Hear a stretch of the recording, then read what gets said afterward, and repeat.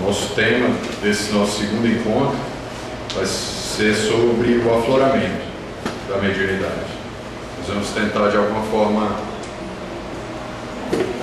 concentrar principalmente nos aspectos mais cognitivos, né, as dificuldades mais psicológicas que nós enfrentamos nesse sentido, propondo algumas soluções, buscando não só na doutrina, mas também na psicologia moderna. Fazer uma revisão rápida do que a gente viu no primeiro encontro para as pessoas que estão vindo, que tem algumas pessoas que só vieram a partir de hoje, né, o primeiro dia, e rapidamente a gente vai repassar. Personalidade, que é a gente viu o conceito de personalidade, que é formado pelo acúmulo, né, de todas as nossas experiências reencarnatórias. A partir do momento que o espírito está na erraticidade, ele tem consciência de parte, né, das suas existências, ele está de posse desse conhecimento. No momento em que ele vai reencarnar, ele experimenta uma perturbação, ocorre uma alteração das funções psíquicas quando ele vai se ligar ao feto, e a consciência lentamente vai se apagando e se alterando. E todos os conteúdos das outras encarnações, eles vão sendo arquivados no inconsciente individual da criatura. Então ele passa nesse estado de alteração de consciência, causado pela hipnose dos guias, ele arquiva todos os conteúdos e formando aí um aglomerado que vai receber como uma espécie de uma tampa, de uma vedação, né, que o Espiritismo chama de véu do esquecimento, mas que na psicologia de Freud é chamado de recalque. Então essa estrutura que se consolida no momento do nascimento, nós chamamos de inconsciente, que é a primeira instância do aparelho psíquico da personalidade. Depois que o inconsciente está formado, nós usamos aí uma metáfora para que ficasse mais claro. É como se pegássemos todo o conteúdo da nossa personalidade para formar o inconsciente e colocássemos numa panela de pressão, né? Toda aquela informação é ali colocada, e aquele conteúdo ele vai começar a gerar pressão no psiquismo, ainda infante, ainda na juventude, liberando energia psíquica, que mais tarde vai servir para a formação do ego, da consciência. Nesse instante, todas as nossas funções psíquicas são alteradas, mas as principais é a afetividade e a memória, são as que sofrem o maior impacto. Sendo a memória, usamos aí um exemplo, como se a memória fosse uma pilha descarregada, sem energia, né? A partir do momento que o indivíduo faz as suas associações através das vivências, as emoções carregam a pilha da memória. É como se a emoção fosse a energia dessa pilha, fazendo um casamento entre memória e emoção, sendo a memória a carcaça da pilha e a energia a emoção, criando aí esse casamento entre memória e emoção, o que nós chamamos dos afetos propriamente ditos. Essa estrutura, né, esse casamento, né, são essas pilhas, né, essas energias que estão instaladas no nosso inconsciente. Então nós temos dois tipos basicamente de informações, de representações no nosso inconsciente. As memórias, que são simplesmente sem emoção, as recordações, a parte fria da nossa personalidade, e o que a psicologia cognitiva chama de cognições quentes, né? Que são as memórias que são carregadas de emoção. Quando a gente faz algum questionamento, pergunta para a pessoa fazer algum relato, e ela evoca aquela informação, mas evoca com emoção, evoca chorando, evoca sorrindo. Então nós temos uma memória agregada a algumas emoções. Então são essas representações que estão instaladas no nosso inconsciente, tapadas como se a tampa da panela de pressão fosse o véu do esquecimento, mas ele tem uma propriedade seletiva. Ele deixa passar a energia do afeto, deixando somente as pilhas descarregadas, que são as memórias no inconsciente. Isso é só uma revisão rápida, tá? A gente não vai se aprofundar mais nisso, que despendemos um tempo bastante profundo na aula passada. A partir do momento que essa energia é liberada, com a permeabilidade seletiva do véu do esquecimento, liberando as energias afetivas para a consciência, essa energia é utilizada para a formação do ego, para a formação da consciência. Então, muitas vezes nós vemos na literatura espírita inconsciente, consciência, superconsciência, id, ego e superego, né? Inconsciente coletivo ou inconsciente individual, que são estruturas todas que dizem a mesma coisa, é a estruturação do aparelho psíquico. Então a relação é mais ou menos essa.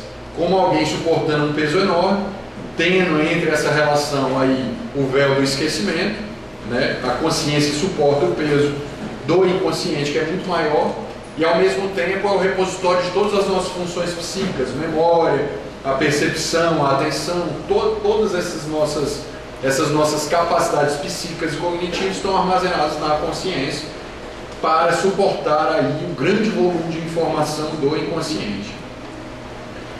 Essa relação, ela se constrói entre a consciência e o inconsciente nessa proporção, né? Uma proporção muito pequena, como se esse salão fosse o nosso psiquismo.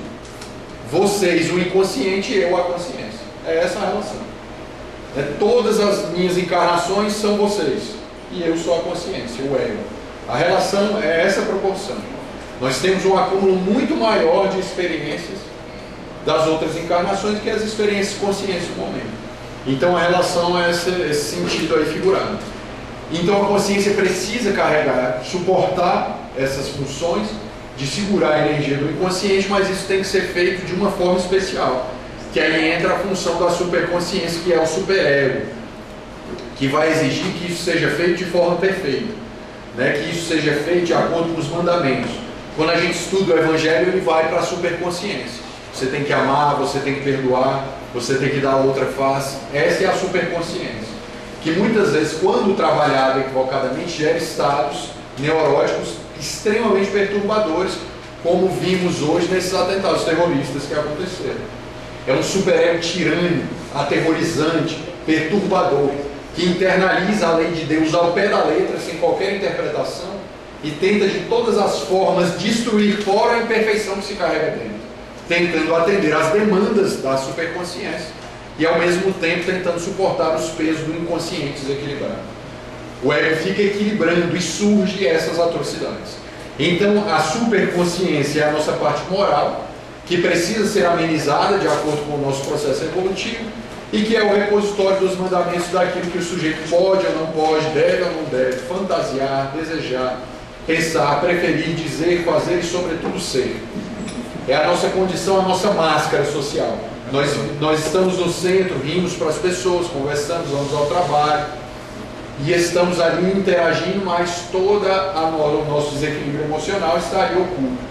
Então nós interagimos com as pessoas a partir da nossa superconsciência, do nosso superego, da nossa camada, que o Jung chama de máscara, que é a parte social da nossa personalidade. Então nós temos uma instância que seria instintiva, que é o inconsciente, nós temos uma instância que seria psicológica, que é a consciência, e uma instância que seria social, que é a superconsciência. Então esse é o aparelho psíquico. Tudo isso foi a aula passada do primeiro encontro. Nessa estrutura, a consciência, o ego, suporta as pressões de exigência da superconsciência, porque ele tem que carregar o peso do inconsciente de forma perfeita. Ele não pode simplesmente reproduzir o que o inconsciente quer. Ele precisa fazer isso com um acordo entre os dois. O inconsciente quer gozar e o outro quer ser perfeito. Por isso que surge o conflito. Nós estamos em uma tríade, tripartidos, sendo que o ego é o diplomata, e para isso ele desenvolveu os mecanismos de defesa. Porque a primeira instância só quer gozar, só quer descarregar, quer colocar para fora. E a terceira instância, a primeira, a parte da superfície, a parte social, quer ser perfeita, quer sorrir, quer ser caridosa. E é incompatível. Uma instância é incompatível com a outra. E é aí que entra a necessidade da reforma íntima. É começar a quebrar essas cisões. Porque ao mesmo tempo que a gente fala, isso aqui é de fundamental importância, ao mesmo tempo que nós falamos que isso aqui é a consciência, não quer dizer que não vão ocorrer fenômenos inconscientes aqui. Como, por exemplo, negar a própria inferioridade é um fenômeno que ocorre na consciência, mas é inconsciente. Então, na realidade, se pudéssemos fazer uma análise mais profunda do aparelho psíquico, todo ele é inconsciente. E a nossa proposta é tornar ele consciente, fazer o self, como diziam, e acabar com essas divisões e ter consciência de tudo, ter consciência plena da nossa personalidade. Mas não vamos nos ater mais nisso, porque isso também já foi bastante falado. Então agora nós entramos na parte do aparelho psíquico, em que vamos relatar a respeito do afloramento, em especial do afloramento. Então aqui aquelas pilhas que nós vimos lá, que são memória e afetividade, que uns estão carregados, outros estão descarregados, emoção e sem emoção, fica esse trânsito de informação no nosso psiquismo, essa energia fica circulando. Então, se nós pudéssemos fazer uma análise da estrutura, somos nós funcionando. Nós a todo tempo, rejeitando, negando, recalcando, projetando, causa esse vai e vem da energia, do inconsciente para a consciência. E o ego fazendo esse trabalho de atender a superconsciência e as demandas do inconsciente. Então essa energia circula indo e vindo, de maneira consciente ou inconsciente, a depender da estrutura de cada indivíduo. Quando nós começamos a falar em questões de afloramento de mediunidade, além de suportarmos a nossa personalidade, que já é extremamente perturbadora, porque já vínhamos acumulando aí durante longas existências, claro que temos também as nossas virtudes, então esse fluxo aumenta, a energia é aumentada. Então ocorre um transbordar de energia, a nossa personalidade começa a se descompensar. Nós começamos a experimentar pressões na área da personalidade, no aparelho psíquico diferenciados, e por isso que nós vemos tantas distonias, os transtornos emocionais, no momento em que o indivíduo começa a despertar mediunicamente. Então o aparelho psíquico começa a registrar a presença do espírito no afloramento da mediunidade. Então o espírito emana, nós passamos a registrar o mundo espiritual, onde vamos no trabalho, na família, nas festas, nossos eventos sociais, no centro espírita, como é melhor para ser bem direcionado. Então o indivíduo passa a registrar isso aí, as sensações do mundo espiritual. E a partir do momento que ele passa a registrar, essa estrutura nós estudamos na aula passada, e ele começa a experimentar os conflitos psíquicos. Ele registra aqui a presença dos espíritos, entra pela consciência, passando pela superconsciência e a consciência, véu do esquecimento e alcança o inconsciente. Quando essa informação atravessa a estrutura da consciência, chegando no inconsciente, é como a água passando no cano. A sujeira que tiver, ele vai carregar. Vai carregar de volta dessa forma de para a consciência. Essa estrutura aqui é de Joana de Ângeles. É ela que montou esse processo para que a gente pudesse entender.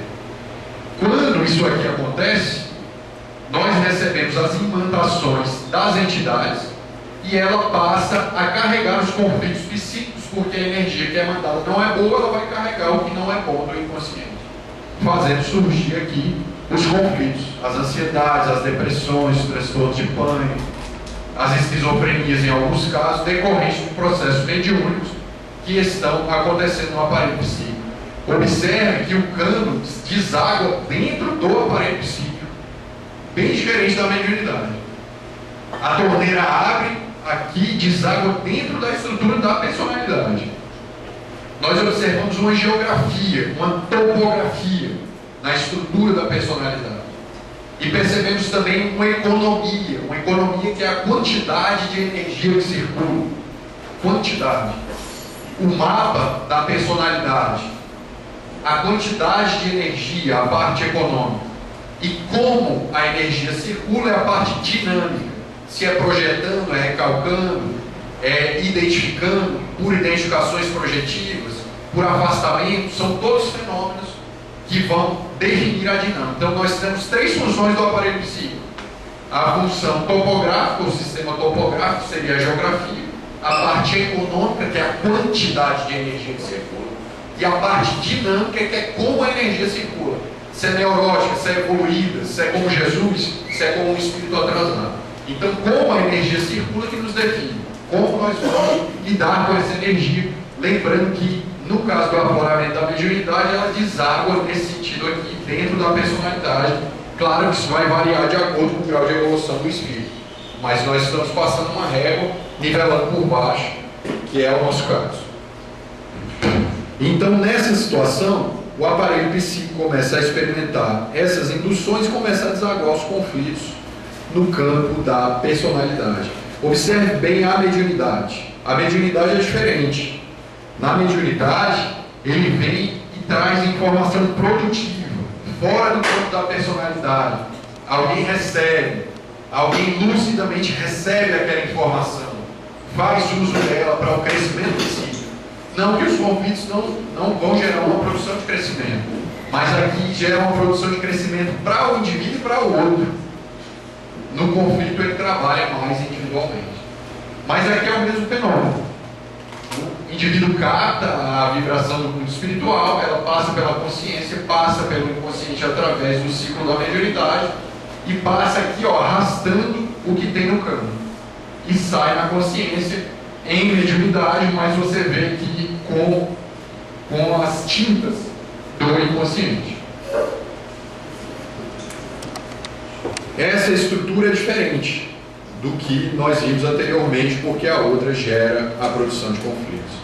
Então, essa é uma orientação de Viana de Carvalho no livro Transtornos Psiquiátricos e Obsessivos do Divaldo, no qual Inácio Ferreira fala no livro, mas quem conta é Manuel Filomeno de Miranda. Esse diálogo narrado por Manuel Filomeno de Miranda, trazendo instruções de Inácio Ferreira, que foi um psiquiatra. Então ele fala que a atividade mediúnica sempre libera informações arquivadas no inconsciente profundo, misturando-as com as transmissões produzidas pelos desencarnados. Ou seja, tem conteúdos nossos, do nosso inconsciente, misturado com as informações que a gente começa a registrar, diz aqui Manuel Filomeno de Miranda, Psicografia de Divaldo. E é por isso que acontece isso aí. Nós recebemos a vibração dos espíritos, passa no inconsciente e sai ali em conflitos psíquicos, porque, como nos ensina Inácio Ferreira, a mediunidade, a atividade mediúnica sempre passa pelo inconsciente. Então a mediunidade, a princípio, gera estados peculiares na área da emotividade, perturbações, ou não necessariamente patológicas, mas alterações no campo da personalidade, porque facilmente registra a presença de seres negativos ou perniciosos. Porque, segundo o Viana de Carvalho, nesse caso na obra Médios e Mediunidades, nós temos uma parte ainda maior de sombra. Então isso faz com que registremos mais a parte negativa do que boa. Isso está expresso na nossa cultura. Observemos, por exemplo, nas expressões da arte. Quantos filmes de terror, de violência, falando do inferno, nós temos? Nós temos muito mais habilidade a falar do mal do que do bem, porque é o que mais sabemos. Então projetamos culturalmente o que é em nós. Então isso aí é o reflexo da nossa personalidade. A irradiação da energia dos seres negativos perniciosos produz estados anômalos, diferenciados, que não são normais, desagradáveis, que podem ser confundidos com problemas patológicos. Então muitas vezes o indivíduo faz um quadro melancólico, agudo, às vezes faz uma ansiedade, um quadro de ansiedade, não necessariamente. Ele pode até apresentar preencher os requisitos de uma patologia, mas não necessariamente ele ainda já cristalizou a doença na personalidade. Às vezes pode ter sido justamente a personalidade trabalhando com o contato com o plano espiritual que está se iniciando. Então ele acaba aflorando esses estados patológicos. Então, retomando já a aula passada, é importante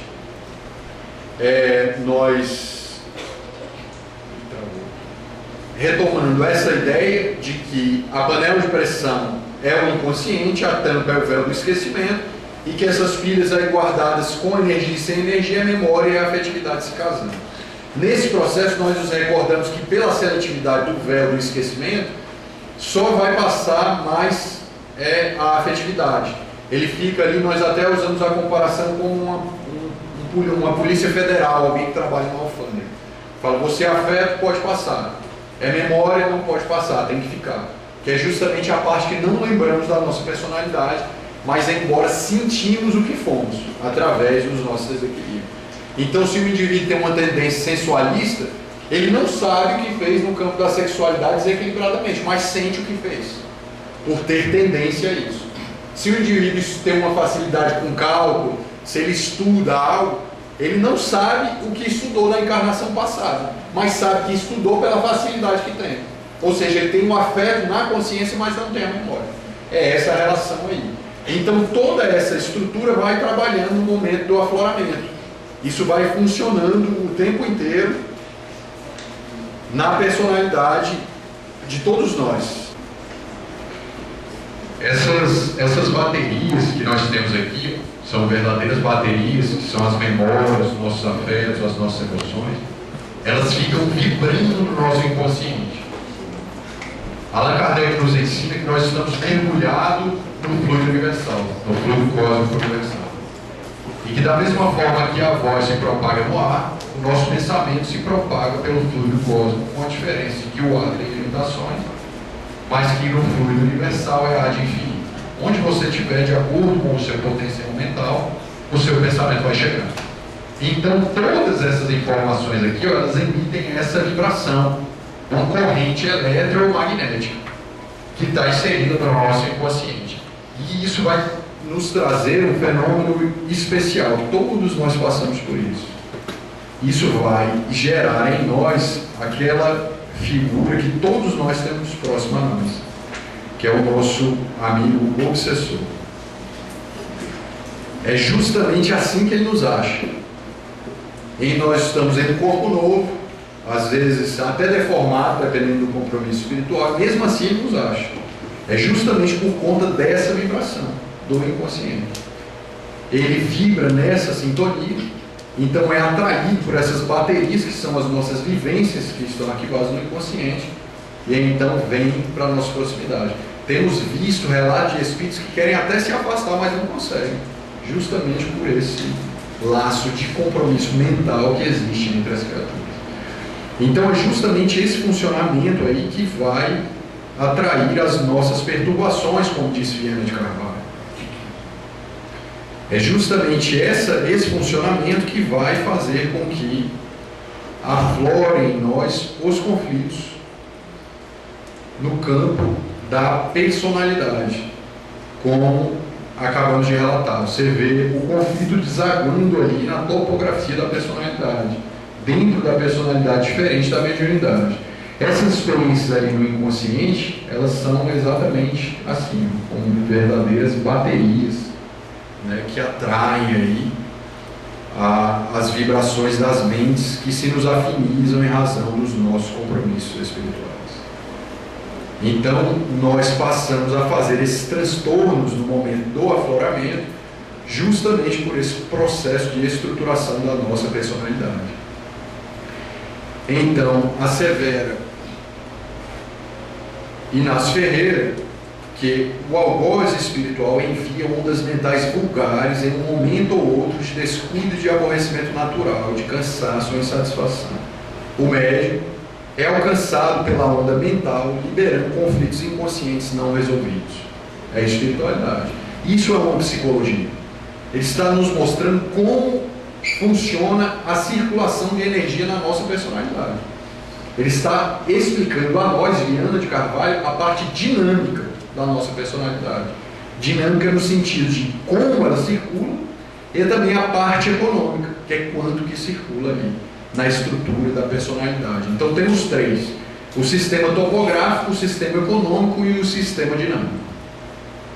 Quando nós estamos ali tranquilos, a mediunidade ainda está quietinha, dormindo, é mais ou menos assim, é nessa estrutura aí. O inconsciente ali, com uma água tranquila, calma, mas a partir do momento que começamos a registrar a presença dos espíritos, a coisa muda. O inconsciente começa a invadir. Claro que se fôssemos levar essa estruturação ao pé da letra, isso aí seria a loucura, que o inconsciente invadiu a consciência ali. E seria o estado mais grave de esquizofrenia, o que não é o caso na mediunidade. Porque toda aquela estrutura ainda se mantém. O inconsciente está tapado pelo véu do esquecimento, ele faz a seleção, ele passa a ser, a consciência passa a ser inundada pelos nossos afetos, pelas nossas emoções, que decorrem de experiências do passado. Então ele transborda, a personalidade transborda, sendo aquela água que derrama o fluxo de energia mediúnica que nos chega. Ele alcança, justamente como estávamos falando, passando pelo inconsciente, e transborda na consciência com essas perturbações que experimentamos, e sempre funcionando nessa estrutura aqui, que vamos cansar repetidamente de mostrar porque é assim realmente funciona. Então essa estrutura vai permear esse passar dessa energia, essa parte verde que vocês estão vendo, quando a pilha descarrega, é o copo transbordando. É a mesma coisa do copo transbordar. As emoções passando aí pela tampa da panela de pressão, e estourando lá na consciência. E estourando lá na consciência, gerando esses conflitos aí, principalmente no momento do afloramento. Então é justamente aí que surge o nosso desafio, né? Que é lidar com essa descompensação, essa desorganização que ocorre na personalidade. Claro que isso vai depender do histórico individual de cada criatura, mas a maioria de nós experimenta esse transtorno no momento do afloramento. Então começa a liberação dos conflitos inconscientes na consciência. Então nós precisamos migrar para um outro estado. O nosso inconsciente já atraiu os nossos algozes, ele já vibrando ali, já atraiu as personalidades com quem nós tínhamos compromisso, e todos temos, até os espíritos evoluídos têm algozes. E nessa estrutura nós entramos no processo obsessivo e precisamos transformar essa obsessão em um outro fenômeno de personalidade, que quem nos ensina mais uma vez é Inácio Ferreira, que é o que ele chama de passar para o processo de obsessão para ressonância, é o que ele chama de ressonância. Há uma diferença e é isso que a gente vai estudar basicamente hoje. E como sair disso? Como sair dessa estrutura? Na obsessão, nós temos a ligação do espírito, que chamamos obsessor, do espírito infeliz.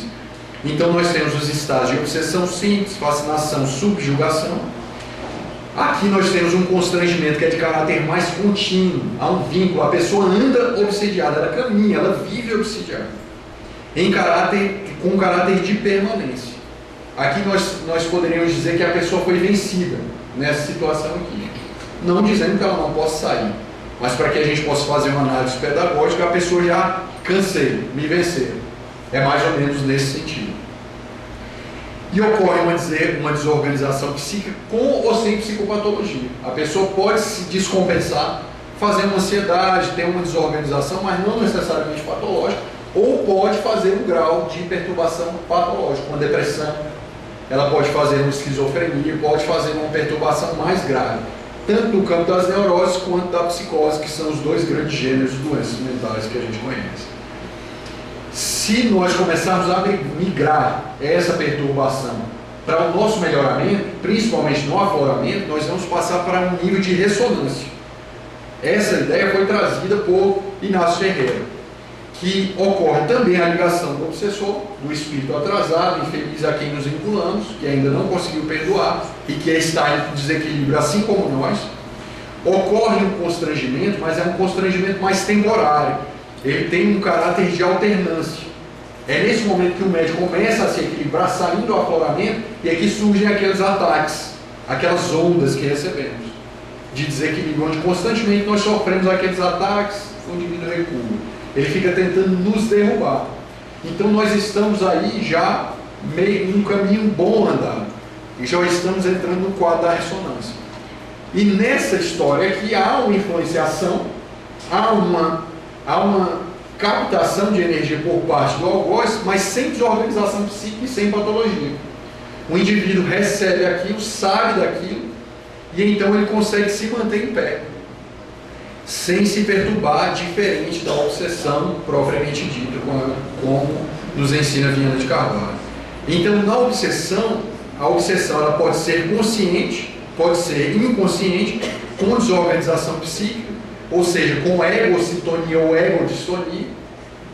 Observemos, por exemplo, as pessoas que são alcoólatras, por exemplo, as pessoas que são os alcoólatras de final de semana. Se lhes agregam a personalidade entidades que gostam de beber.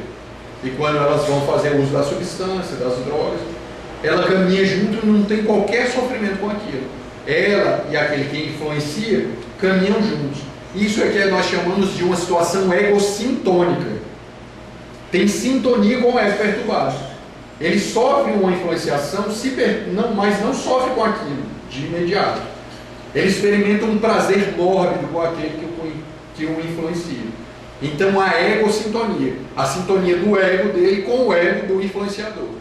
Mas as perturbações são egodistônicas, no qual o indivíduo, por exemplo, adoece.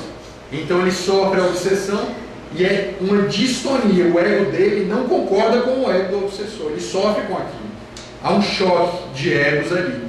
Então ele entra num estado que ele não concorda com a influenciação, ele começa a sofrer, por exemplo, nos casos de depressão. Não é egocintônico, ele não caminha junto com o obsessor tendo prazer com aquilo. Há uma egodistonia no sentido dele sofrer com a situação. Então há uma separação de desejos aqui, um choque de desejos. A obsessão também pode ser consciente, ocorre desorganização também psíquica. Aqui também é egocintônica e egodistônica. O indivíduo pode ter consciência da influenciação. No caso da ressonância, como nos ensina o espírito Inácio Ferreira, a obsessão nunca é inconsciente e não ocorre desorganização psíquica. O indivíduo sabe que está sendo influenciado, ele sabe que está passando por um processo de influenciação, mas não se perturba, embora sofra com aquilo, mas ele consegue se manter em pé. A obsessão é sempre consciente e não ocorre desorganização psíquica nesse sentido. Os agentes da desordem estão ali sempre de plantão, tentarão a todo custo alcançar as paisagens íntimas do médium. Então, o indivíduo no afloramento passa por essa caminhada, por essa parte da influenciação, caminhando para esse estado de ressonância, à medida que ele vai trabalhando o seu psiquismo, se autoconhecendo. Quando se trata de seguidores dignos, que não se lhes concede campo à identificação, o indivíduo começa a tomar consciência, passa a estudar a doutrina, alimentar o superego com as informações necessárias, realiza o fenômeno da ressonância mental. Então, o influenciador, o espírito influenciador, dá-lhe uma sugestão e ele diz: não vou fazer. Vem aquela ideia na memória. Ele não sabe se é dele ou se é da influência, mas ele sabe que existe, que pode existir uma influência espiritual ou pode ser da mente dele. O que importa? O que importa é que é um desequilíbrio. Se é dele ou não é, o que é necessário é combater. Então não precisa ficar se debatendo, dizendo isso é meu ou é influência. Não, o que interessa no final dessa equação é fazer o certo. Se veio algo pernicioso à consciência, é necessário dar um bom direcionamento. Então nós entramos no primeiro nível de mudança, que é a parte comportamental. Se o indivíduo bebia, ele parava de beber. Se o indivíduo faz uso de álcool, ele começa a parar de fazer uso da substância, o uso do desequilíbrio. Então é uma atuação mais externa, ele começa a perceber que ele precisa mudar a sua parte comportamental. Psicologicamente ele ainda é o mesmo, mas começa já a lutar nesse sentido. E as informações, as sugestões que lhe chegam à mente, que muitas vezes já são experiências suas vivenciadas em outras encarnações, o que o espírito influenciador faz é só arrastar para a consciência. Ele coloca, se o indivíduo for sensualista, ele coloca os afetos sensualistas na consciência do indivíduo e dá aquele empurrãozinho como um carro na ladeira. Então a obsessão ela não traz nada de novo na nossa personalidade. Tudo já está em nós, 90% está em nós. É o corpo transbordando. Quando ele começa a nos influenciar, o corpo transborda do nosso próprio conteúdo, do nosso próprio desequilíbrio. Então ele só dá aquele empurrãozinho. E se nós cedemos ao nosso desequilíbrio, ele fala: é aqui mesmo que eu vou insistir. Porque o indivíduo não luta, não há percepção. Então ele não sai da obsessão para a ressonância, fica na obsessão. Quando ele começa a fazer essa migração, ele não encontra campo mental. Obrigado. A influenciação não encontra campo mental na sua consciência. Então ele traz aqui para nós o conceito de ressonância mental, que eu tentei digerir um pouco, dei uma mesclada, fiz uma paráfrase aí, para que a gente pudesse entender com mais profundidade.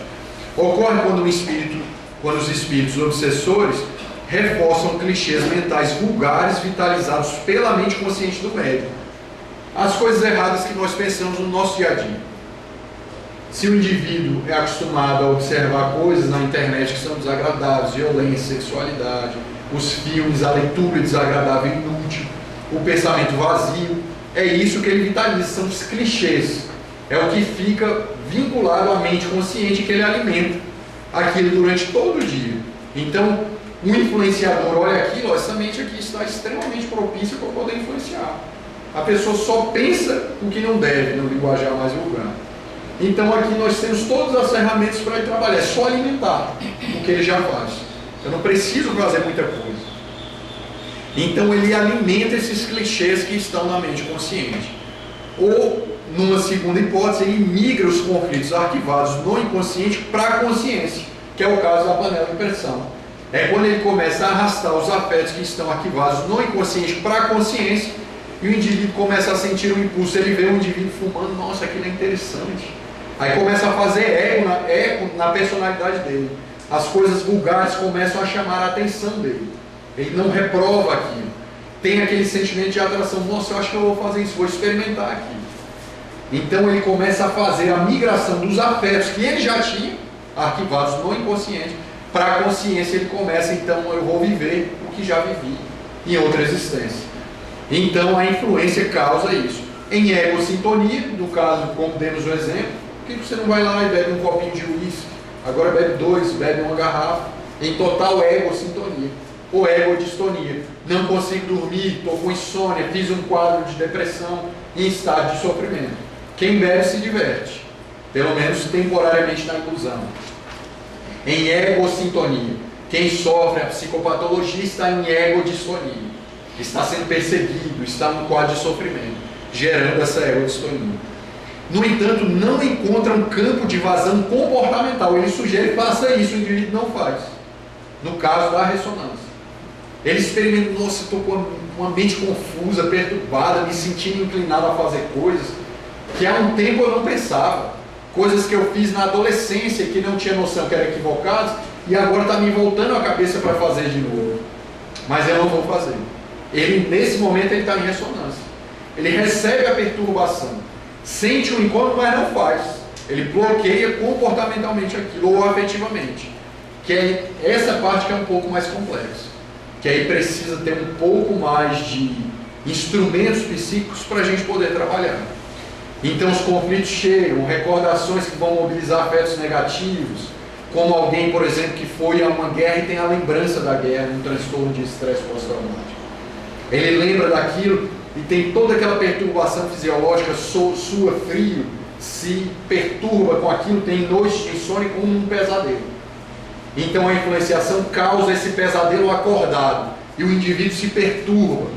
Mas aquele que consegue fazer ressonância, que é o que vamos fazer ou observar agora, nos próximos slides, ele lida com essa informação sem se desequilibrar.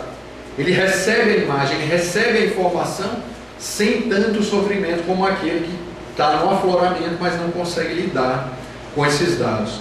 Então, as propostas mentais de desequilíbrio no psiquismo do médium, que estando plenamente consciente do que se passa, toma resoluções adaptativas para se defender. Por exemplo, uma pessoa que está passando por estresse no trabalho.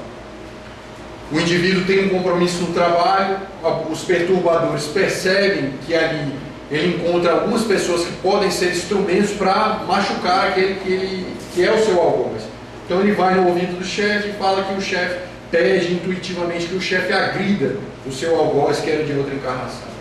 Então eles recebem aquele estresse, vai ao trabalho, sofre com aquilo. Quase todos nós passamos por isso. Muitas vezes sendo perseguido naquele ambiente. Ele sai dali no estresse e vou tomar uma cerveja para poder aliviar. Então ele passa a ter um comportamento não adaptativo. Como ele poderia, por exemplo, para aliviar o estresse, fazer um esporte, que é um comportamento adaptativo. O que é desadaptativo é que vai prejudicar a saúde. E o que é adaptativo é que vai resolver o problema e manter a saúde. Então o médium que tem essa consciência de ressonância, ele adota comportamentos adaptativos e se mantém equilibrado. Então a gente sai dessa figura do pânico aí, da perturbação, e passa para essa postura aqui, que é diferente. A relação se inverte. Na ressonância, nós sabemos que temos a influência. Ela vai continuar conosco. Nós não vamos conseguir resolver ela, mas nós conseguimos lidar bem com ela. Essa é a diferença. Não tem aquilo, afasta essa criatura de mim, desliga a minha mediunidade. Não. As provações vão continuar. Os resgates vão continuar. Mas o indivíduo usa a influenciação para se conhecer. Porque os clichês inconscientes começam a vir. A consciência ele começa a saber quem for. Então surge aí técnicas de enfrentamento para encontrar essa ressonância. Para alcançarmos a ressonância que precisamos. A primeira proposta que nos surge, nós falamos da parte comportamental, que é o não fazer. Eu recebo a indução e não me comporto mais de maneira desequilibrada. Mas até então é só um freio. Se antes eu escrevi errado, agora eu corrigi minha grafia. Psicologicamente não mudei nada, é só a mecânica do braço. Então é uma atuação ainda comportamental, não é profunda, é superficial. Se o indivíduo, antes de se tornar médico, gostava de frequentar lugares perturbadores, bebia e usava drogas, se torna médium, ele teve uma mudança comportamental. É psicológica? É, mas ainda é superficial. Ele precisa entrar na parte afetiva, que é essa a proposta, que são as técnicas de enfrentamento para a gente começar a mudar a parte afetiva. Então o indivíduo começa os passos de transformação.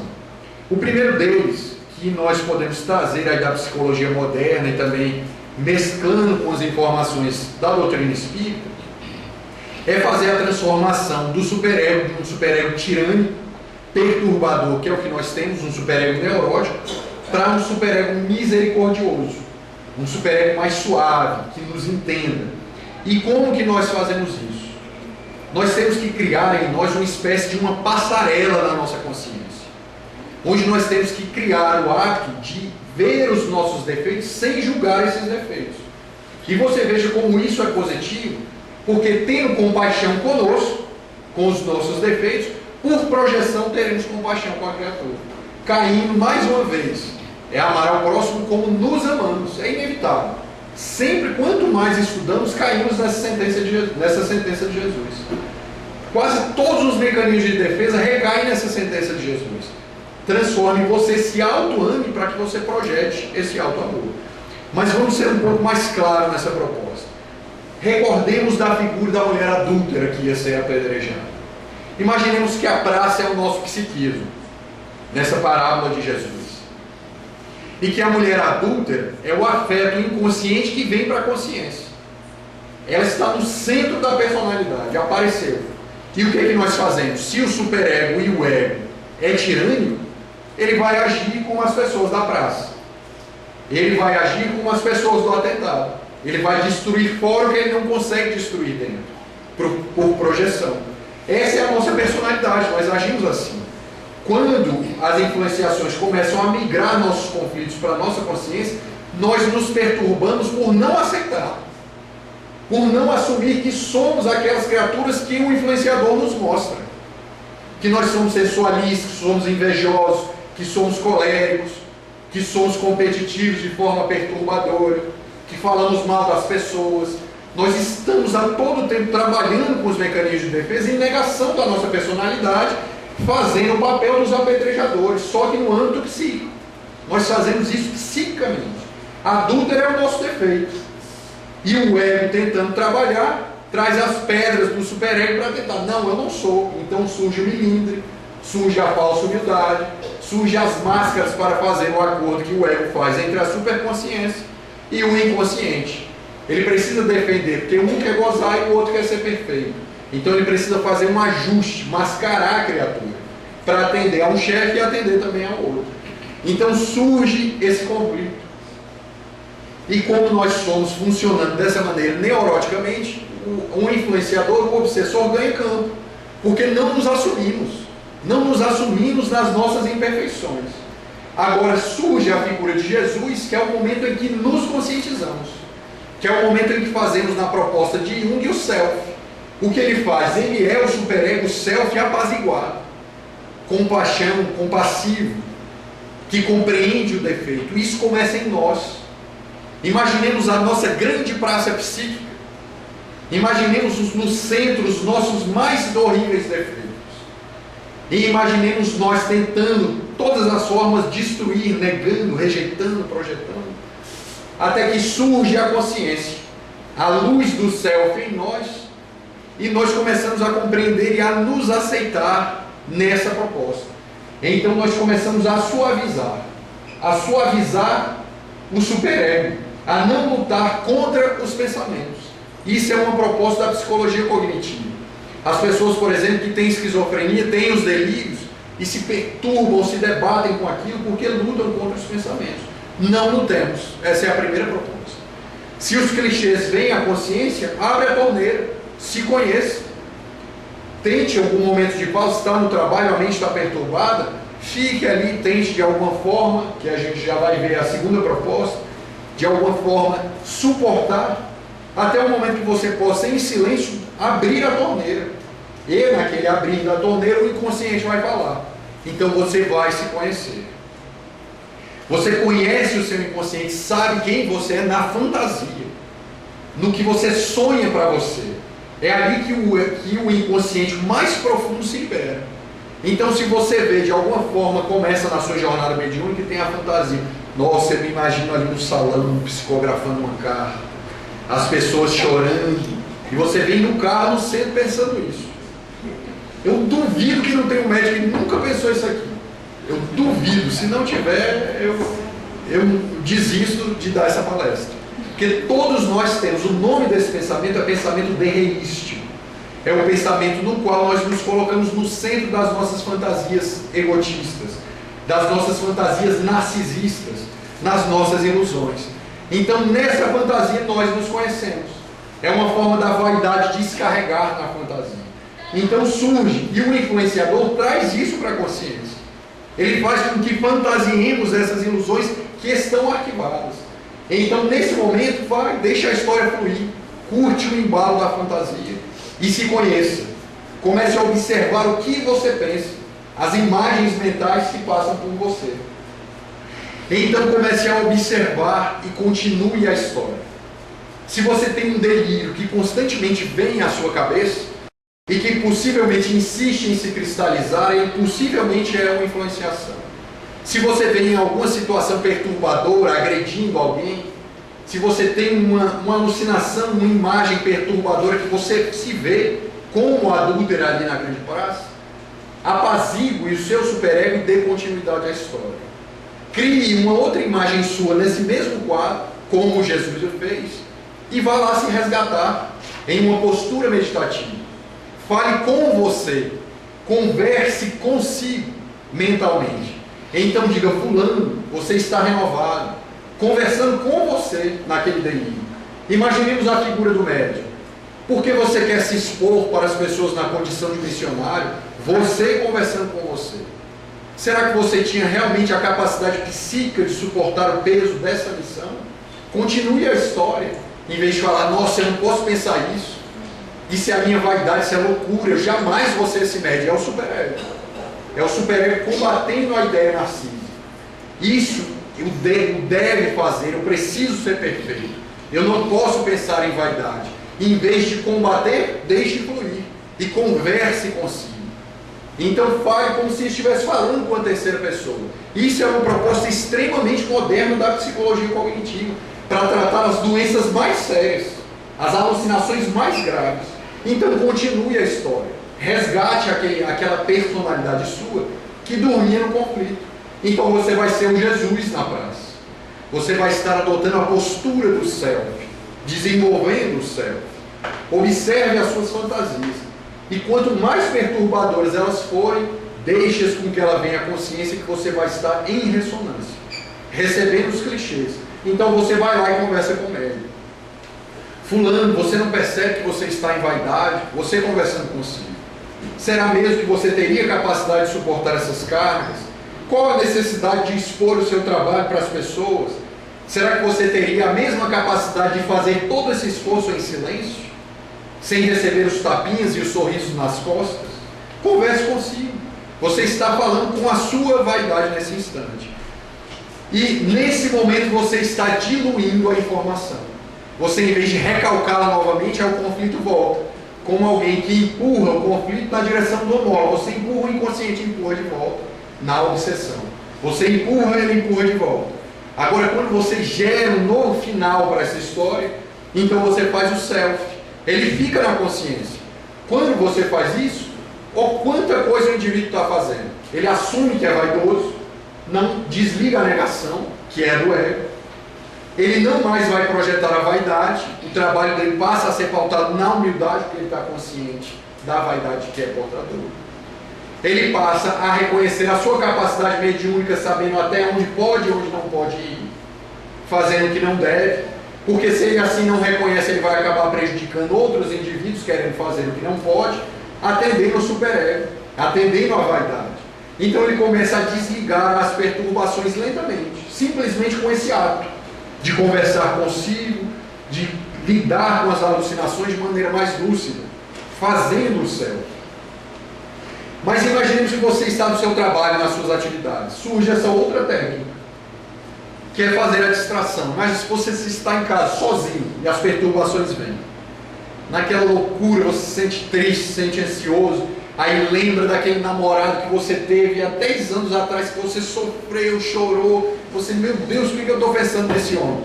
Nem lembrava dessa criatura, acho que eu vou ligar para ele. É a influência. Isso é a influência. Somente o impacto disso, ela sabe que aquilo é perturbador, traz isso para a consciência. Aí junto com a lembrança do namorado, vem toda a memória, vem a carga emocional do sofrimento que você teve com ele, que você chorou, aí você baixa a vibração. Aí ele começa a ter acesso ao seu psiquismo.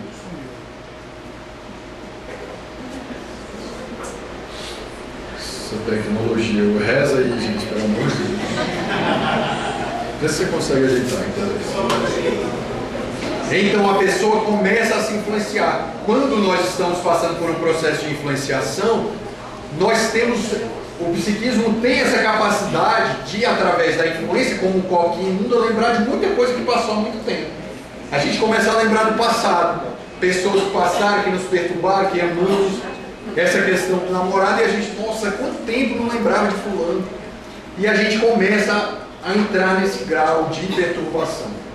Mas imaginemos que você, no momento, não possa fazer esse diálogo ou está atarefado.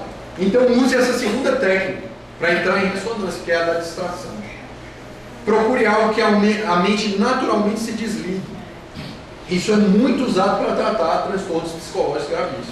Então, em vez de ligar para o namorado, lave uma louça, vá arrumar a casa, vá ajudar a sua esposa, que vive reclamando daquela porta que você nunca parafusou. Então esse é o momento da distração. Você vai ocupar, vai fazer outra coisa.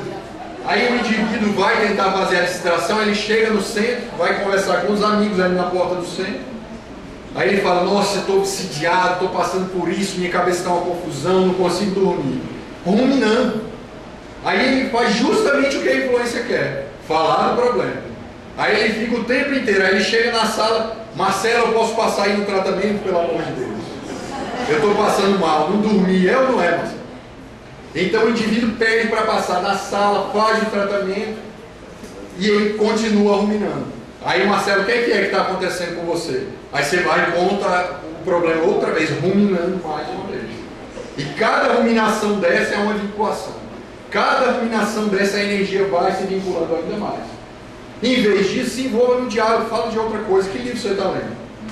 Ah, eu li o livro tal, como é que estão as coisas. Não fale de você. Saia da concha do ego. Saia dessa estrutura perturbadora e nisso você vai começar a cortar os vínculos com a influenciação. Você vai começar a cortar a perturbação. Então você faz esse processo e lentamente parte para as atividades práticas, para as outras atividades cognitivas, que vão fazer você se afastar. Então você vai entrando em ressonância, você entra em influenciação. Nesse caso, muitas vezes o médium está em casa, está em trabalho, dias antes, ele começa a receber as influenciações dos espíritos que irão passar na reunião, 2 dias antes. Então ele começa a experimentar essas perturbações na mente. Como não consegue ficar em ressonância, o que é que ele fala? Dirigente tal, quando eu chegar eu posso tomar um passe, eu tive uma semana infernal. E o que é que ele vai fazer? Vai desfazer todo o trabalho que a espiritualidade fez em ligar a entidade. Ele vai desfazer no momento em que toma um passe. Se ele se deixasse sofrer, porque esse é o trabalho do médium, porque se fosse bom ser médium, a gente não escolhia para pagar. O indivíduo tem que suportar essas cargas. Se ele fosse para a reunião, ele passaria em psicofonia, haveria a diluição do conflito, inclusive dos próprios conflitos dele, porque ele fazia a catarse, diluindo tudo. Agora, se nós chegamos sem estar em ressonância, achando que estamos em perturbação, pedimos o passe, e o passe desmancha a ligação que havia sido feita. porque não estamos em ressonância. Se estivéssemos, fazíamos a distração, fazíamos a transformação do superego. E quando vamos buscar essas informações, começam a vir à consciência, busquemos sempre começar a reforma íntima do ponto mais fácil. Nós já queremos começar nos reformando, querendo ser Jesus. Não tem como. Então nós temos que começar, se o indivíduo tem dificuldade com vício, começa pela fase comportamental, vou parar de beber. Se o indivíduo gosta de falar da vida alheia, começa nessa parte, que é a mais fácil de segurar a boca, para ir lentamente descendo para a parte afetiva, que é mais difícil. Então você faz uma exposição gradual com dificuldade crescente. Você vai lentamente chegando do mais fácil ao mais difícil. Usa também os cartões de enfrentamento. Isso é muito utilizado pela psicologia cognitiva. Onde o indivíduo faz um cartãozinho e coloca, tem que estudar para a prova tal, tem que fazer não sei o quê, faça isso que você vai ganhar dinheiro. Aquelas motivações que a gente vê na administração. Qual é a motivação do espírito? Os livros de mensagem. Essas são as nossas cartas de motivação. Leia os livros, as orientações de Chico Xavier. Todas as psicografias são a nossa motivação de sofrimento.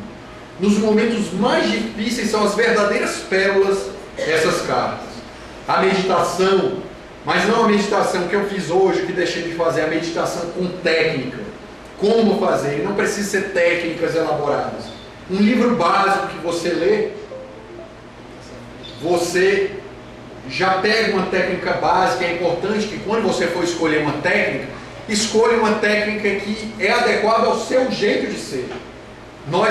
Eu recebi um convite com alguns amigos para fazer um exercício de meditação com outra amiga minha. Nossa, achei uma meditação maravilhosa. Aí a meditação, para começar, era em inglês.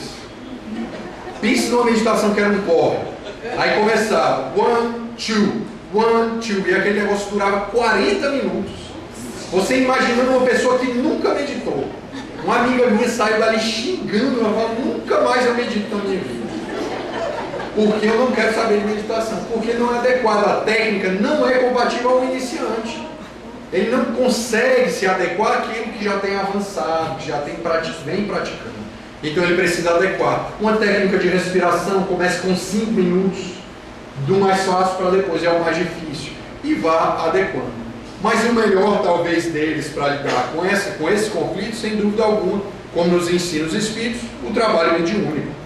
O trabalho mediúnico, ele vai diluir as informações que chegam à consciência em estado de perturbação. A mente sem meditação é assim, agitada, o trânsito, o tempo inteiro funcionando. Quando a gente começa a meditar, a mente fica assim, fazendo menos trânsito de energia.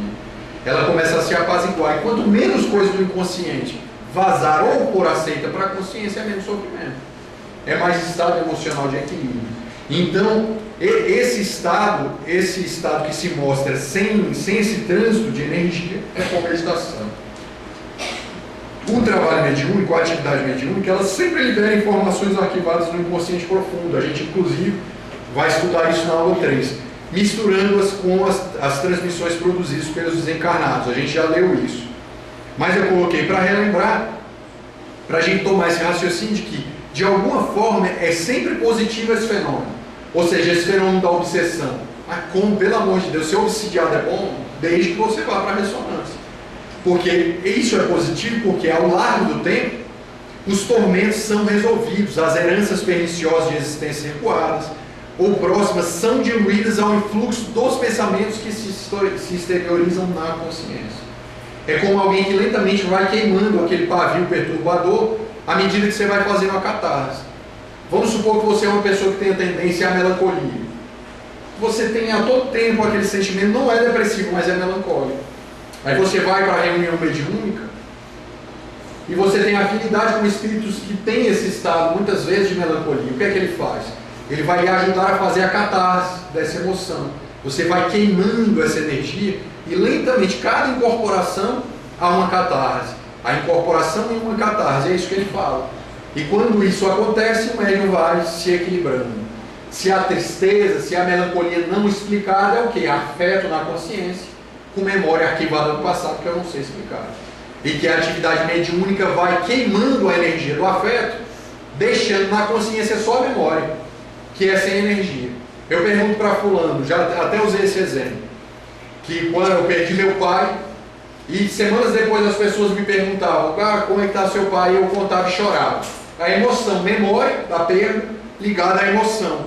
Então o indivíduo relata e tem aquela descarga, a cognição quente. Hoje se me perguntaram para o meu pai, eu falo, não, morreu, acidente de carro, aconteceu isso, como alguém que conta uma novela. Queimou a energia. Você fala da mesma coisa sem se emocionar, sem se perturbar. E é esse efeito que o trabalho mediúnico causa.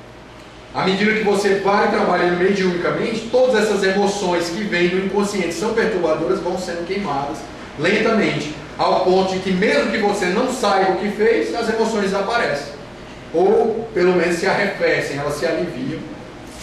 E você vai trabalhando a personalidade.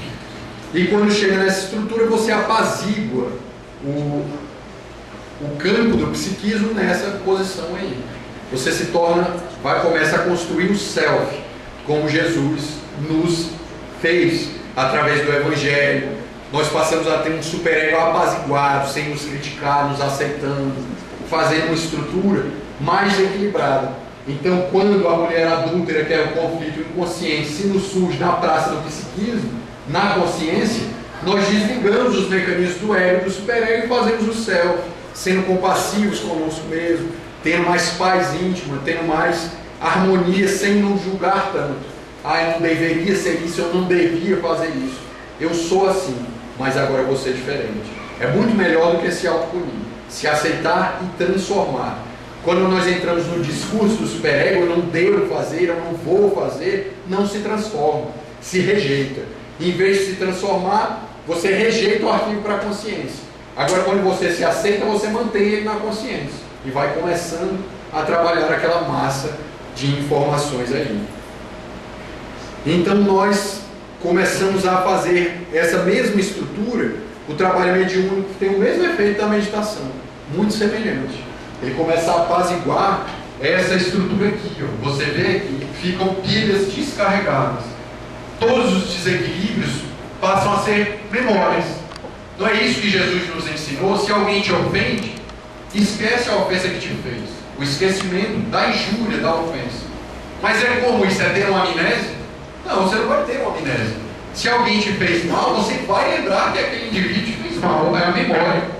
Mas vai ser uma pilha descarregada através do perdão. Você não carrega ela com ódio, não carrega ela com mágoa, com rancor. Vai ser simplesmente uma memória. Um indivíduo te ofende, você guarda uma informação, e é nesse sentido que Jesus faz, o esquecimento das ofensas. Ele te pede para esquecer. Quando ele te pede isso, é não carregar a pilha.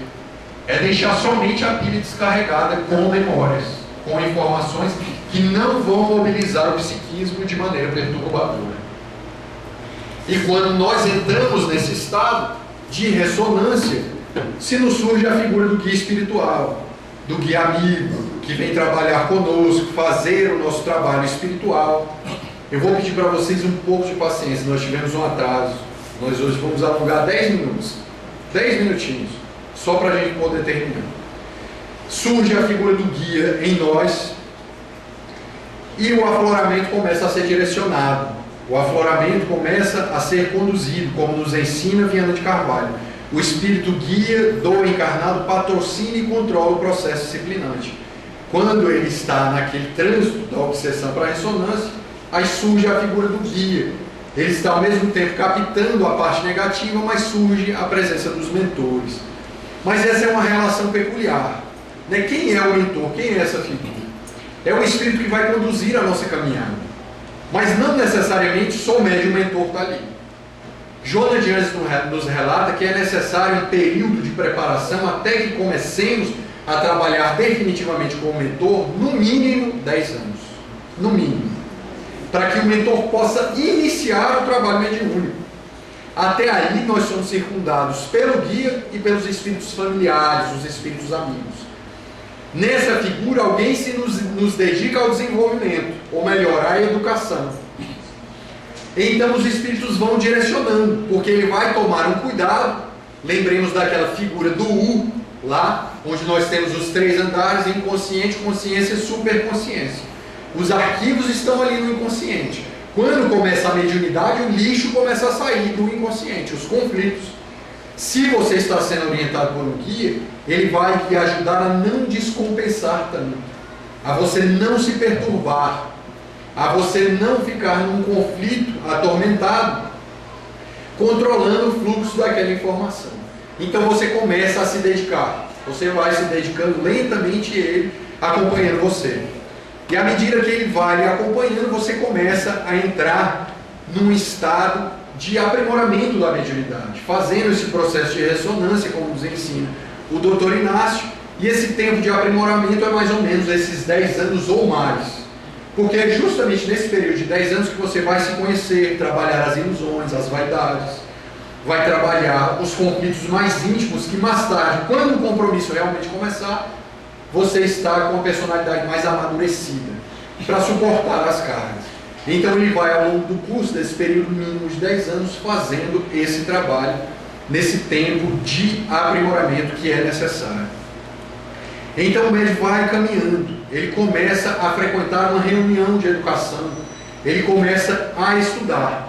Então nessa reunião, ele começa a ser orientado pelos espíritos familiares, que não necessariamente é o guia, não necessariamente, mas pode ser um espírito supervisionado pelo guia, a depender do nível de evolução desse espírito.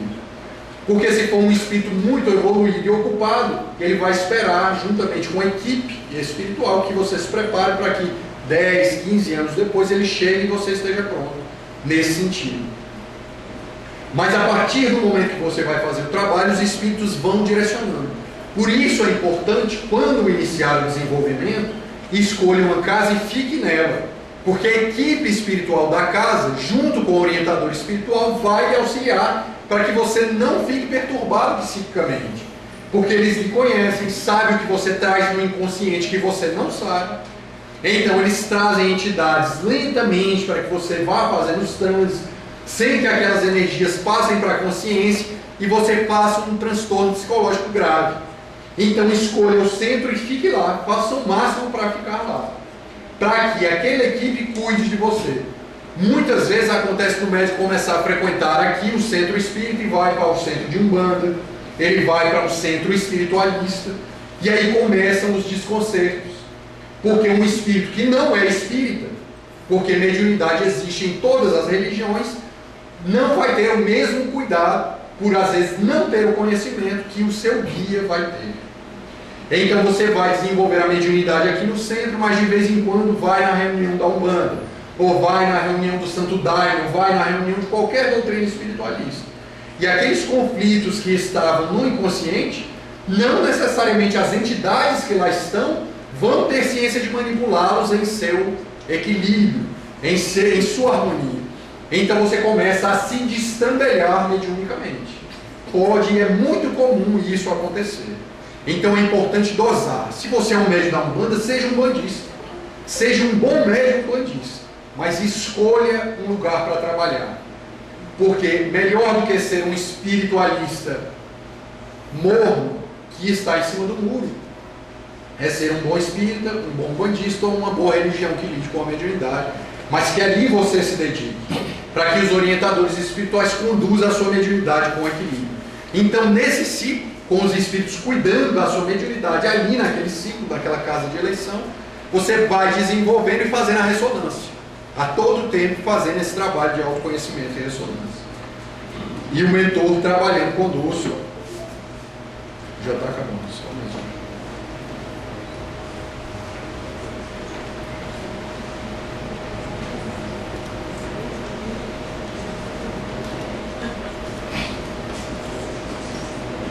Fazendo esse trabalho de aprimoramento. E muitas vezes as pessoas chegam à casa espírita com conflitos pelo afloramento da mediunidade. E muitas vezes é adotada a postura da pessoa que chega querer buscar o trabalho mediúnico. Mas nessa fase de orientação, do descontrole, é importante fazer avaliações. Cada um é cada um.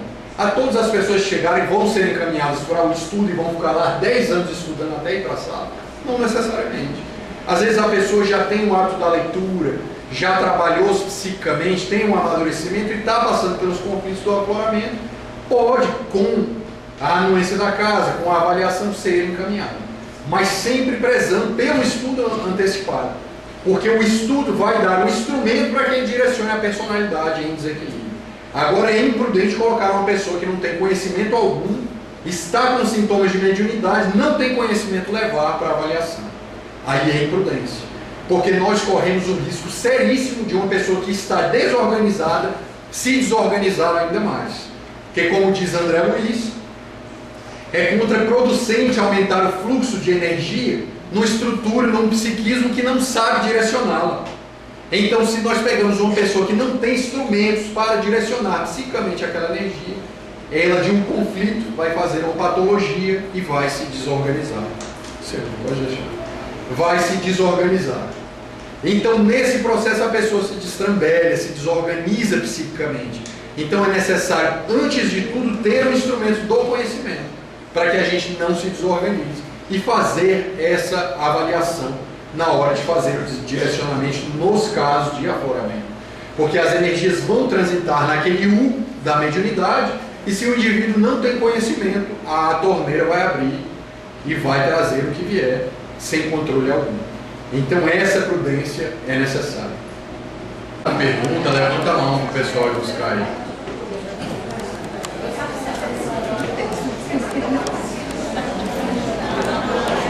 Vamos lá. Nos casos, quando o indivíduo chega à casa com essas questões de afloramento, ele não pode ser encaminhado para uma sala de avaliação, de desenvolvimento da mediunidade, ele pode perfeitamente administrar isso através dos passes, das palestras e conjugado com o estudo, ele vai fazer a asepsia mental. Não é um exercício da mediunidade que ele vai conceder o equilíbrio naquele momento em que ele não tem a capacidade de lidar. Então ele pode contiguamente ao estudo, assistir às palestras, tomar os passes periódicos, fazendo a desimantação das energias, para que ele possa, depois de organizado, começar a buscar essa estrutura da personalidade mais equilibrada através do exercício da mediunidade. Recordemos que quando o indivíduo está em processo obsessivo no afloramento, os conflitos desagam dentro da personalidade, como o Luiz Reis veio aqui para mim bem relatou. O indivíduo está naquele processo de afloramento, o cano derrama dentro da personalidade, mas no exercício da mediunidade ele sai fora, produz. O cano se alonga e vai produzir algo mais significativo. Então começamos a nos equilibrar de forma que vai nos possibilitar uma caminhada mais lúcida. Então surge aqui a primeira pergunta. Na sala de trabalho, os dirigentes pedem para que eu me conecte com o mentor. E veja esse espírito, então, pelo que você falou, ele é um guia, um espírito. Ele é um guia, um espírito familiar, não mentor. Tenho dificuldade de entender. Na realidade, o espírito familiar são espíritos que fazem parte da nossa família espiritual, que nos são afins.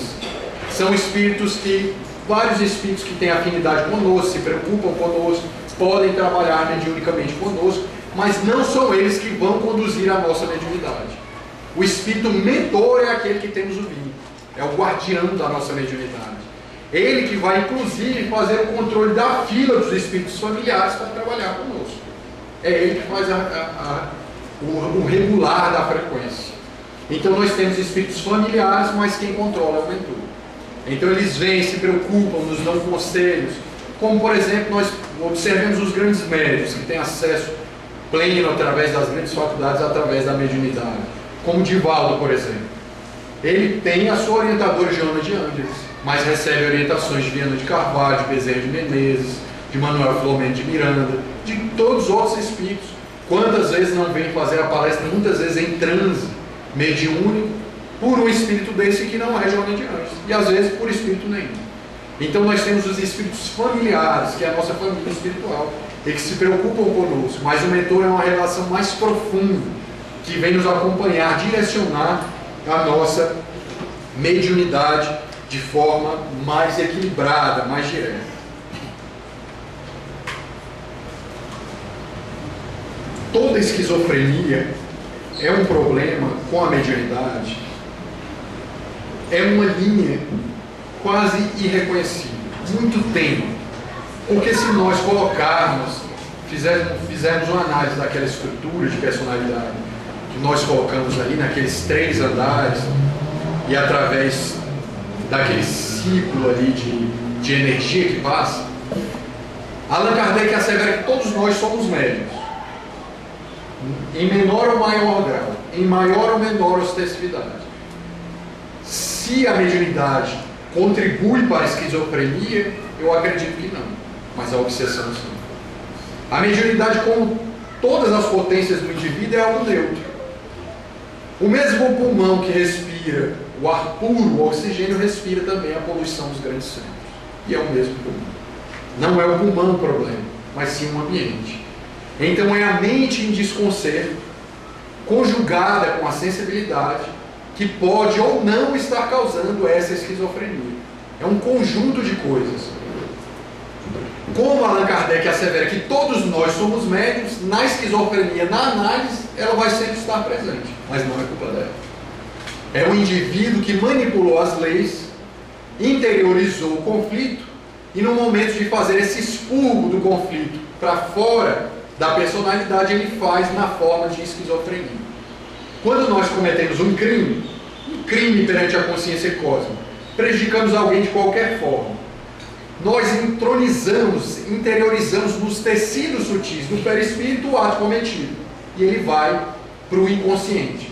Quando nós reencarnamos, fica aquela pilha carregada lá no inconsciente, a memória e a pilha carregada da emoção com energia. Quando o indivíduo vai se desenvolvendo, o ego aparece, a pilha faz uma quebra, fica a memória no inconsciente, a emoção vai para a consciência. Essa emoção é a esquizofrenia, é a depressão, é o transtorno do pânico, que o indivíduo não sabe o porquê que ele sofre daquilo, mas tem. Sinto uma depressão horrível, não consigo sair da cama. Por que ele sente isso? Porque o superego já melhorou um pouco, um superego que não lhe dava freio antes, mas agora dá. Mas ao mesmo tempo que esse superego lhe dava freio, ele surge de maneira punitiva. Então, quando o afeto vem para a consciência, o superego faz: você é um criminoso, você não deveria ter feito isso, você não deveria, que é a linguagem do superego. Então ele começa a se deprimir, a relação superego, ego e inconsciente. Ele começa a se destrambelhar. Se nós pudéssemos fazer uma análise específica da esquizofrenia, é o copo inundado, aquele copo que mostramos aqui. Quando aquela água começa a cair e o copo inunda. Aquela é a metáfora da esquizofrenia, onde o véu do esquecimento não consegue mais barrar os conflitos do inconsciente, fazer a filtragem. O crime é tão pesado que o indivíduo agora não tem mais o dique do véu do inconsciente. Então ele começa a ter delírios, alucinações dos crimes do passado, que ele não se recorda do que foi, então cai em um estado profundo de esquizofrenia. A mediunidade pode estar presente? Pode, mas não como causa. Ela pode estar presente de alguma forma como um sentido qualquer, como alguém que escuta um comentário desagradável, como alguém que vê um filme que não queria ver. Ela está ali presente como um sentido, e em cima daquele sentido a doença acontece. Então a mediunidade vai estar sempre presente na esquizofrenia, mas ela não é a causa. Mas essa mediunidade ela tem graus. Ela pode dar mais ostensividade ou para aqueles menos ostensivos. E mesmo nos menos ostensivos a esquizofrenia pode ocorrer. Quantas pessoas estão em sanatórios que são médiuns descuidados? E quantas pessoas que estão em sanatórios que não são portadores de mediunidade ostensiva e que é o psiquismo realmente que se desorganizou. Nós vamos ler só mais uma pergunta que ainda é um exercício final e é muito bom, acho que vocês vão gostar. Como ter acesso a esse material em vídeo ou apenas em áudio? Aí você vai procurar o Zé Luiz, que está assim, levanta a mão aí, Zé. Ele já está correndo, fugindo da rádio. Eu não sei quem está gravando. Zé, você... Como é que a gente pode disponibilizar isso? Eu vou editar, né? Eu vou fazer o seguinte, eu vou conversar com o Zé Luiz depois e eu mando por e-mail, não vídeo, mas como vocês terão acesso ao vídeo, tá certo? Pode colocar na página da nossa aula. Aí tem que ver com o centro, eu não sei dizer, mas a gente vai fazer essa análise. É para postar no YouTube. A gente vai avaliar isso aí, tá certo?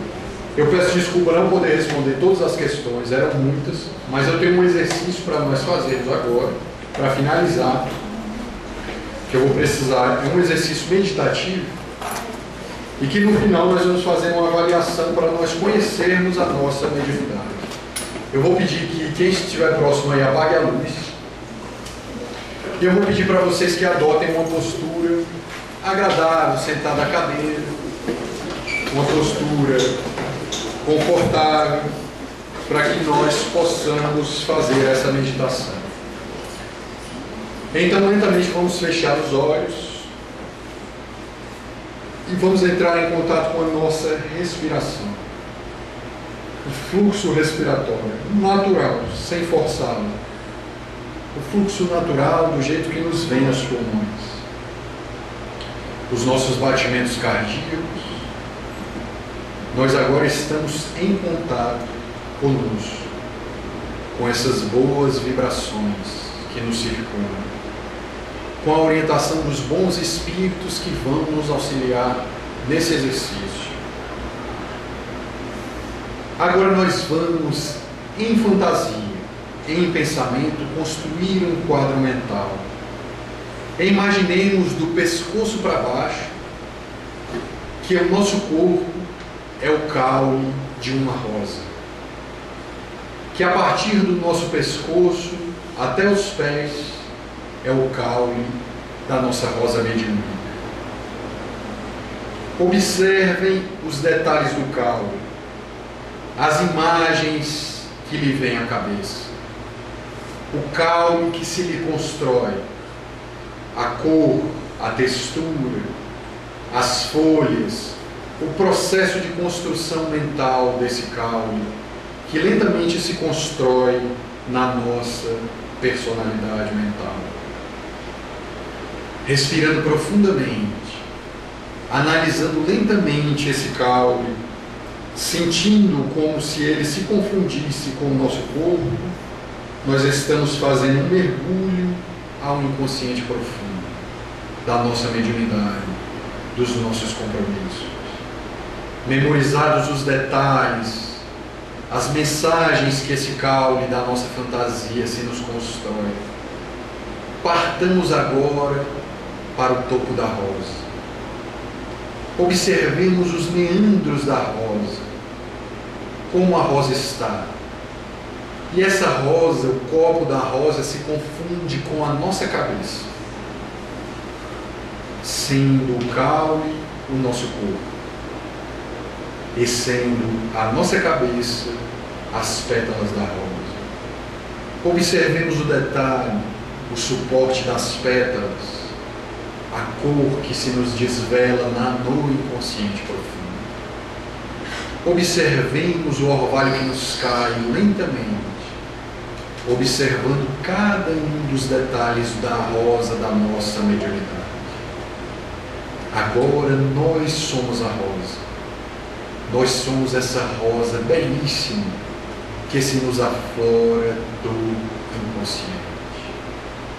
Ela exala um perfume de amor, de doação, de renovação, de paz. Uma sensação de muita paz se nos domina nesse instante. E com o coração tomado dessa energia, nós vamos lentamente, suportando essa rosa em nossas mãos, nosso corpo se confundindo com essa estrutura, nós vamos entrar em contato com essa energia de paz e com os nossos batimentos cardíacos, com a nossa respiração, retornando ao plano objetivo, imantado por esse perfume de amor que nos chega, com essa sensação de muita paz. Jesus está conosco. Uma sensação de muita paz se nos brota. E retornando, vamos lentamente abrindo os olhos e deixando que a respiração flua, retornando a mente à sala e retornando à consciência. Muita paz. Eu vou pedir que acenda a luz. E para finalizarmos, nós vamos fazer a interpretação do que aflorou no nosso inconsciente. Eu pedi a todos vocês que imaginassem uma rosa. E o animismo inconsciente de cada um pintou a rosa que o inconsciente projetou na nossa consciência. Aquele que viu o caule com espinhos, aquele que observou-se no caule da rosa, espinhos, é uma mediunidade que ainda precisa trabalhar o estado emocional. O estado emocional ainda está atrapalhando o exercício da mediunidade. É necessário fazer ainda alguns ajustes se a sua rosa possuía espinhos.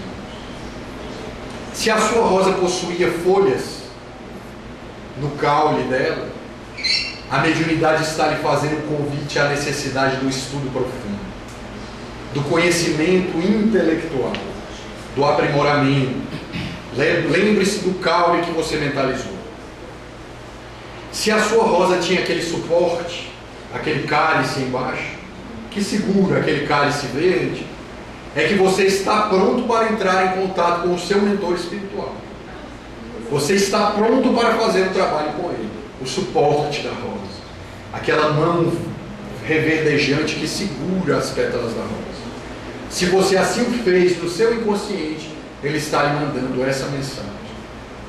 Se a sua rosa era clara, isso mostra que a sua mediunidade não tem tantas perturbações, tantos desafios, motivos de queda. Todos nós temos. Mas se a rosa era clara, da cor branca, de uma cor mais suave, era uma mediunidade sem tantas provações, uma mediunidade mais suave, não sem sofrimento, mas talvez com um pouco mais de equilíbrio. Se a sua flor, se a sua rosa era de uma tonalidade bem escura, intensa, é uma mediunidade que vai lhe exigir muita atenção. É uma mediunidade de muitas provas, de muitos riscos de desvio, de muitos riscos de perturbação e de queda, onde haverá muitas obsessões. Se a rosa estava semi-aberta ou fechada, a sua mediunidade está ainda por aflorar ou ainda está em processo de afloramento. Se ela está aberta, com as pétalas abertas, a mediunidade está em afloramento, caminhando para a sua plenitude.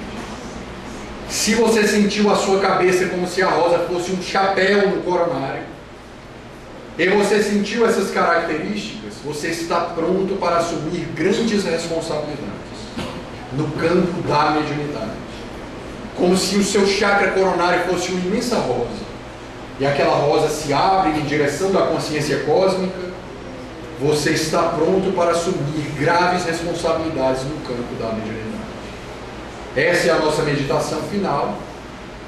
É que o inconsciente, se fazendo na fantasia, o inconsciente que arquiva o nosso compromisso mediúnico, que nós não temos a ciência agora, mas sabemos que ele existe.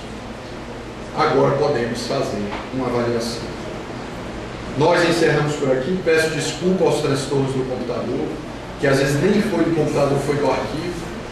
Eu agradeço ao Luiz Reis e ao nosso amigo aqui que nos ajudou até o final, sentado aqui nesse atrapalho todo. E vão com Deus e muita paz. Até o próximo encontro.